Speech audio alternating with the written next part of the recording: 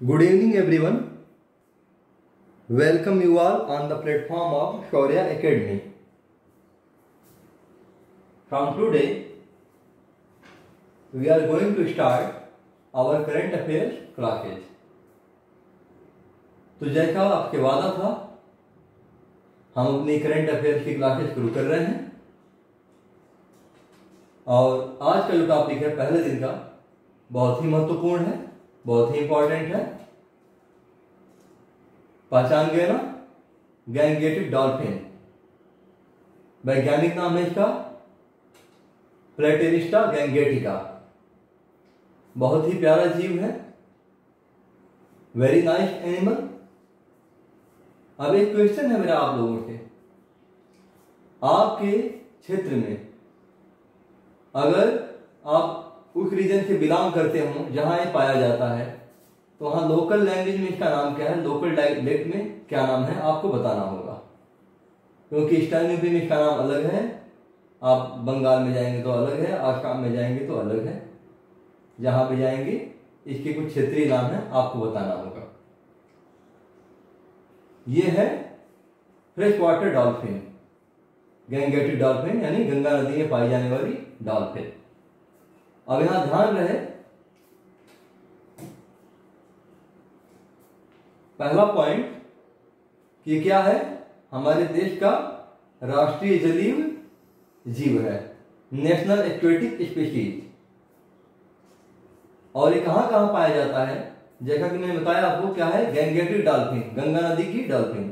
तो इसका मतलब ये नहीं केवल गंगा में पाई जाती है, ये पाई जाती है कहां कहां पे, गंगा, ब्रह्मपुत्र, मेघना और साथ ही साथ कर्णफुली और शंगु नदी तंत्र में भी पाई जाती है। कहां कहां पे, भारत में, नेपाल में और बांग्लादेश में, इन तीनों ही देशों में पाई जाती है।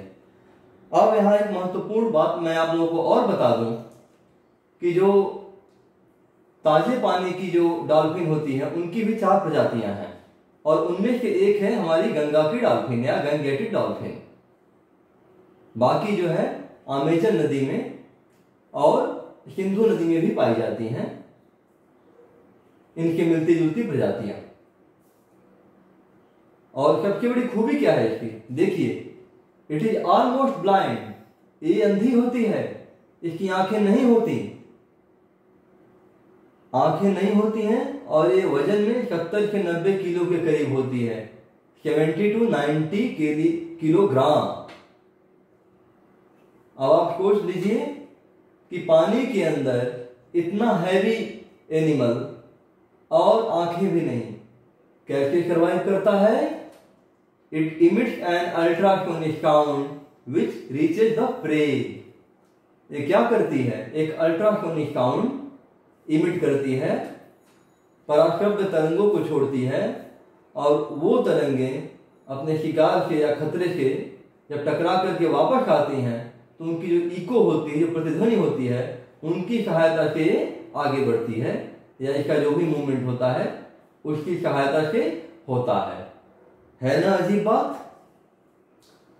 अब आपके दिमाग में आ रहा होगा कि हमने क्यों अपनी शुरुआत गैंगेटिक डॉल्फिन से की। तो आपको पता होगा कि वर्तमान में हमारा बहुत ज्यादा जोर, हमारा मतलब वैश्विक संस्थाओं का भी, भारत का, दुनिया का, सबका पर्यावरण को बचाने में है। पर्यावरण को बचाने में एक बहुत ही महत्वपूर्ण कड़ी होती है कि जो फूड चेन हमारी होती है, जो खाद्य श्रृंखला होती है, वो न टूटे, उसको भी बचाया जाए। आपको मालूम है, यदि खाद्य श्रृंखला की एक भी कड़ी टूट गई तो पूरी खाद्य श्रृंखला, यानी पूरी जो आपकी बायोडायवर्सिटी है, जो जैव विविधता है, उसको खतरा उत्पन्न हो जाएगा। तो अब गैंगेटिक डॉल्फिन जो रिवर इकोसिस्टम का एक बहुत ही इंपॉर्टेंट इंडिकेटर है। मतलब यदि इसकी संख्या नदी में अधिक है तो इसका मतलब आपके नदी का जो हेल्थ है बहुत बढ़िया है, जो इकोसिस्टम है, जो आपका तंत्र है, पारिस्थितिकी तंत्र है नदी का, वो बेहतर है। अगर इनकी संख्या घट रही है, इनकी मतलब किसी भी जलीय जीव की, तो इसका मतलब कि जो नदी का जो इकोसिस्टम है वो खतरे में है। तो इस समय ये हमारी गैंगेटिक डॉल्फिन बहुत ही खतरे में है। तो क्या क्या खतरे हैं? पहला है पोचिंग यानी अवैध शिकार, इलीगल हंटिंग। आपको मालूम होगा डॉल्फिन ऑयल, तो डॉल्फिन ऑयल के लिए इसके जो तेल बनाया जाता है उसके लिए बड़े पैमाने पे इसका इलीगल हंटिंग हुई, अवैध शिकार हुआ, जिसके चलते इसकी संख्या में भारी गिरावट आई। दूसरा कारण है इनका पॉल्यूशन यानी प्रदूषण। आप देखेंगे खासतौर पे आसाम में जो केमिकल फैक्ट्रीज हैं उनका जो निकलने वाला जो पानी है वो डायरेक्ट चला जाता है गंगा में, और उसके बहुत नुकसान पहुंचा है इस जीव को, अन्य जीवों को भी पहुंचा है, और गैंगेटिक डॉल्फिन को कुछ ज्यादा पहुंचा है। और तीसरा है डैम एंड बैराज। अब बांध या बैराज क्यों खतरे होते हैं? देखिए, यह जो है माइग्रेटरी एक्वेटिक एनिमल है, यानी इनका जहां आवास होता है, जब इनको प्रजनन करना होता है तो छोड़कर कहीं और जाते हैं। कुछ विशिष्ट स्थान होते हैं जहां इनका प्रजनन होता है। अब मान लीजिए आपने बांध ऐसी जगह बना दिया जो इनके आवास और इनके प्रजनन क्षेत्र के बीच में आ गया, वो डैम, तो फिर ये अपने प्रजनन क्षेत्र तक नहीं जा पाएंगी, और फिर जो इनका प्रजनन होगा तो जो भी इनके जो अंडे होंगे वो सुरक्षित नहीं रहेंगे। तो इनकी आबादी घटने में एक बहुत बड़ा कारण रहा है बिना इनके हैबिटेट का ध्यान दिए डैम और बैराज का निर्माण। अब इसका कंजर्वेशन स्टेटस देखिए कि इसके संरक्षण की क्या स्थिति है। पहला पॉइंट और बहुत ही इंपॉर्टेंट पॉइंट, और आपको याद होना चाहिए, पहले दोनों पॉइंट ये पूछे जा सकते हैं प्रीलिम्स के एग्जाम में। वाइल्ड लाइफ प्रोटेक्शन एक्ट 1972, वन्य जीव संरक्षण अधिनियम 1972 के तहत इसको फर्स्ट शेड्यूल यानी पहली अनुसूची में रखा गया है। दूसरा महत्वपूर्ण पॉइंट, IUCN रेड लिस्ट का नाम आपने सुना होगा, उसमें ये एंडेंजर्ड की लिस्ट में है। एंडेंजर्ड याद रखिएगा, उसमें कई तरह के लेवल होते हैं, थ्रेटेंड, एंडेंजर्ड, क्रिटिकली एंडेंजर्ड, तो उनमें आपको याद रखना होता है कि कौन सा प्राणी किस कैटेगरी में रखा गया है, किस प्रकार की लिस्ट में रखा गया है। तो गैंगेटिक डॉल्फिन को एंडेंजर्ड की लिस्ट में रखा गया है। अगला है kite, convention on international trade in endangered species, kite. इसके अपेंडिक्स 1 यानी मोस्ट एंडेंजर्ड की लिस्ट में रखा गया है इसको। और लास्ट में कन्वेंशन ऑन माइग्रेटरी स्पीशीज यानी CMS के तहत इसको अपेंडिक्स 2 में रखा गया है। तो ये इसके कंजर्वेशन का स्टेटस है, इसके संरक्षण की जो स्थिति है। अब देखते हैं इनको बचाने के लिए क्या क्या प्रयास किए गए हैं, एफर्ट फॉर कंजर्वेशन। तो पहला point, wild life protection act यानी वन्यजीव संरक्षण अधिनियम, जब 1986 में गंगा एक्शन प्लान लॉन्च होने के बाद, ध्यान रखिएगा गंगा एक्शन प्लान लॉन्च कब हुआ था? 1985 में, और 1986 में गैंगेटिक डॉल्फिन को भी फर्स्ट शेड्यूल में इंक्लूड किया गया था। अभी आपने पीछे देखा कि ये वाइल्ड लाइफ प्रोटेक्शन एक्ट 1972 के अंतर्गत पहले शेड्यूल में यानी प्रथम अनुसूची में रखी गई है। तो कब रखी गई? 1986 यानी 1986 में। बहुत इंपॉर्टेंट पॉइंट। और इस एक्ट के अंतर्गत, इस अधिनियम के अंतर्गत विक्रमशिला गंगेश डॉल्फिन सेंचुरी का निर्माण हुआ, की स्थापना हुई, ताकि वहां इसका प्रोटेक्शन किया जा सके, इसको बचाया जा सके। तो ये भी बहुत महत्वपूर्ण पॉइंट है।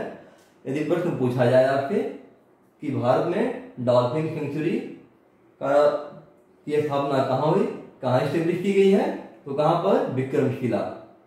अगर राज्य पूछा जाए तो बिहार। और किस एक्ट के अंतर्गत? तो वाइल्ड लाइफ प्रोटेक्शन एक्ट 1972 यानी वन्य जीव संरक्षण अधिनियम 1972 के अंतर्गत।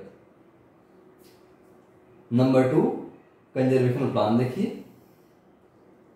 The government also prepared the conservation action plan for the Ganges river dolphin 2010-2020, which identified threats to Gangetic dolphin and impact of the river traffic, irrigation canals and depletion of prey base on dolphin population.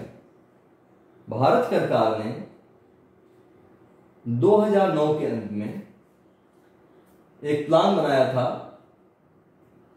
Ganges river dolphin 2010-2020। यह 10 साल का plan था और इस plan के अंतर्गत क्या करना था, यह देखना था कि जो रिवर में जो ट्रैफिक है, जो सिंचाई के जो तंत्र हैं, जो नहरें बनी हैं, उनके जो डॉल्फिनों का जो मुख्यतः जो शिकार हैं, जिन जीवों का शिकार करते हैं, इनके ऊपर इनका जीवन निर्भर होता है, उनको कितना नुकसान पहुंचा है और उसका क्या इंपैक्ट पड़ा है डॉल्फिन के ऊपर। और इसको ध्यान में रखते हुए national aquatic animal on October 2009 the prime minister Manmohan Singh while chairing the maiden meeting of the National Ganga River Basin Authority declared the Gangetic river dolphin as the national aquatic animal। तो ध्यान रखिएगा, अगर यह क्वेश्चन आपके सामने आए कि भारत के किस प्रधानमंत्री ने इसको राष्ट्रीय जलीय जीव घोषित किया था, तो वे थे पूर्व प्रधानमंत्री डॉक्टर मनमोहन सिंह जी। ध्यान रखिएगा इसको, ठीक है। और a notification was issued by the Ministry of Environment and Forest the following year। और नाउ बहुत इंपॉर्टेंट पॉइंट है, देखिए यहाँ पर national mission for clean Ganga ये क्या करते हैं, ये लोग 5 अक्टूबर को national Ganga river dolphin day मनाते हैं, यानी राष्ट्रीय गंगा नदी डॉल्फिन दिवस कब 5 अक्टूबर को मनाया जाता है। तो यह भी एक बहुत महत्वपूर्ण तथ्य है कि राष्ट्रीय गंगा नदी डॉल्फिन दिवस 5 अक्टूबर को मनाया जाता है, बहुत इंपॉर्टेंट पॉइंट। अब देखिए यह अंत में समराइज किया गया है इसको पूरे टॉपिक को, क्योंकि 15 अगस्त को लाल किले से अपने भाषण के दौरान प्रधानमंत्री जी ने खुद ही प्रोजेक्ट डॉल्फिन लॉन्च करने की घोषणा की। अब एक क्वेश्चन आपके लिए छोड़ता हूं, प्रोजेक्ट डॉल्फिन के साथ साथ उन्होंने एक और प्रोजेक्ट लॉन्च करने की घोषणा की वन्य जीव के ही संबंधित। वो किस जीव के लिए था ये आपको कमेंट बॉक्स में बताना है, लिखिए कमेंट बॉक्स में। दूसरा प्रोजेक्ट कौन सा लॉन्च करने की घोषणा किया प्रधानमंत्री जी ने। फिलहाल हम आते हैं समरी की ओर। तो जो अनाउंसमेंट हुआ है जो प्रोजेक्ट डॉल्फिन के बारे में, उनमें 10 year project for to focus on both river and sea dolphin. पहले बता चुका हूं कि डॉल्फिन 2 तरह की होती है, एक फ्रेश वाटर डॉल्फिन यानी जो नदी में पाई जाने वाली डॉल्फिन होती है, दूसरी सी डॉल्फिन या स्कैलाइन डॉल्फिन जो खारे पानी में या समुद्र में पाई जाती हैं। तो जो प्रोजेक्ट डॉल्फिन है ये दोनों के लिए है और इनका पर्पस क्या है, टारगेट क्या है। तो पहला पॉइंट बायोडायवर्सिटी को मजबूत करना, मजबूती प्रदान करना और इसके माध्यम से रोजगार की संभावनाओं को पैदा करना और टूरिज्म को बढ़ावा देना। अब एक उदाहरण ले लीजिए, रीवा में बहुत से लोग आते हैं व्हाइट टाइगर देखने के लिए, बंगाल लोग जाते हैं Sundarban the royal Bengal tiger देखने के लिए, कोई थाईलैंड जाता है सफेद हाथी देखने के लिए। लेकिन मान लीजिए अगर इन जीवों की आबादी बेहद कम होती, ये खतरे में होते, तो फिर क्या वहां की सरकारें अलाउ करती उनको देखने के लिए? नहीं करती। तो फिर क्या हो जाता, टूरिज्म काफी डाउन हो जाता। तो इसी प्रकार अगर गैंगेटिक डॉल्फिन की आबादी बढ़ गई, अच्छी खासी संख्या में हो गई, तो फिर क्या होगा, वहां बाहर के लोग आ सकते हैं इनको देखने के लिए, वहां एक हॉट स्पॉट बना सकते हैं ताकि इस जगह पे आकर के आपको डॉल्फिन दिखाई देगी और टूरिज्म के माध्यम से बहुत सारे रोजगार भी पैदा होते हैं। आपको मालूम होगा इनफॉर्मल सेक्टर में टूरिज्म का बहुत बड़ा रोल है रोजगार पैदा करने में। अब अगला पॉइंट है killing habitat fragmentation by dams and barrage and indiscriminate fishing has reduced the Ganges river dolphin population from tens of thousand to around 3700 the last century. बहुत ही दुखद बात है कि एक सदी के अंदर, पिछले 100 सालों के अंदर जो गैंगेटिक डॉल्फिन की आबादी 10,000 से भी अधिक थी, आज वो लगभग 3700 के करीब बची है। 3700 ओनली, है ना दुर्भाग्य की बात। तो इसीलिए यह प्रोजेक्ट डॉल्फिन लॉन्च किया गया है ताकि इनकी आबादी बढ़ाया जा सके और जो अभी बची हैं उनको बचाया जा सके। अगला पॉइंट जो कि हम ऑलरेडी डिस्कस कर चुके हैं कि गंगेज रिवर डॉल्फिन और species of fresh water dolphin. मैंने बताया आपको कि जो फ्रेश वाटर डॉल्फिन होती हैं, जो ताजे पानी की डॉल्फिन होती हैं, उनकी 4 प्रजातियां हैं, जिनमें से एक है गंगा नदी डॉल्फिन। बाकी कहां पाई जाती है? एक अमेजन में पाई जाती है और एक सिंधु में पाई जाती है, और एक कहां पाई जाती है ये आपको बताना है कमेंट बॉक्स में।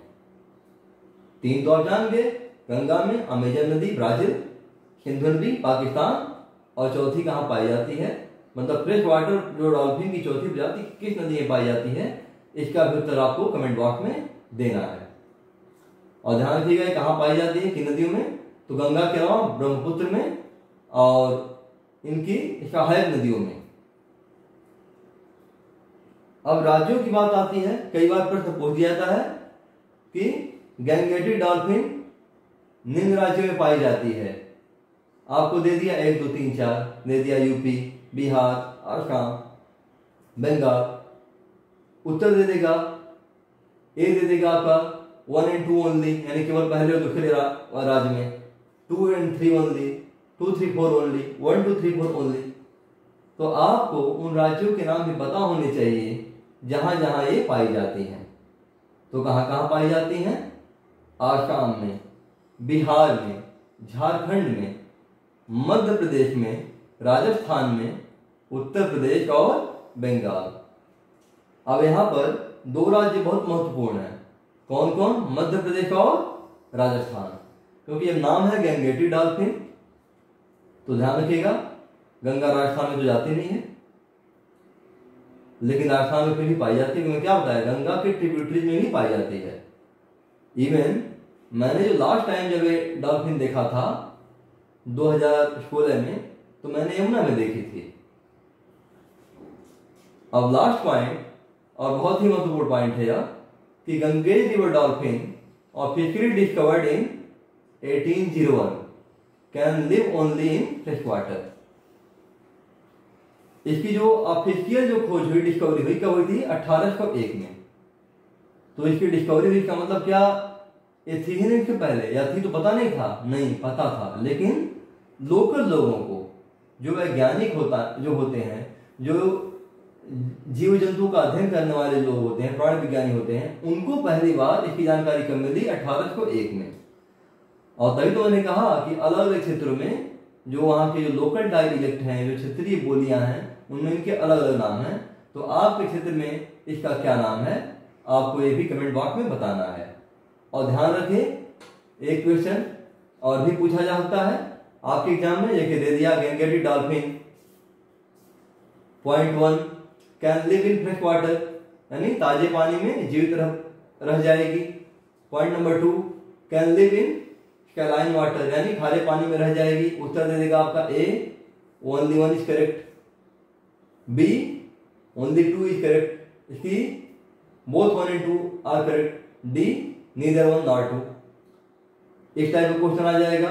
तो यह जानने के लिए यहां पर आपको बहुत महत्वपूर्ण है कि यह फ्रेश वाटर यानी केवल ताजे पानी में ही जीवित रह सकती है, खारे पानी में जीवित नहीं रह सकती।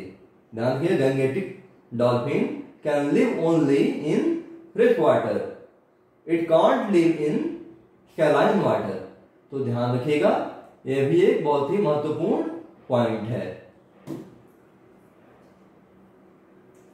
अंत में अपनी बात खत्म करने के पहले मैं बता दूं, इतिहास की जो श्रृंखला है चल रही है, भूगोल की श्रृंखला भी शुरू हो चुकी है, और आज के आपकी समसामयिकी यानी करंट अफेयर्स की भी सीरीज शुरू हो गई। इन सब पर आधारित T20 सीरीज यानी क्विज कॉन्टेस्ट कराए जाएंगे, और अगर आपको उन सभी क्विज का PDF चाहिए या अभी जो PDF नोट चाहिए इस टॉपिक का अभी जो आपने देखा, तो आप हमारा टेलीग्राम चैनल ज्वाइन कर सकते हैं। वीडियो के डिस्क्रिप्शन में हमारे टेलीग्राम चैनल की लिंक दी हुई है। तो thank you very much, God bless you all.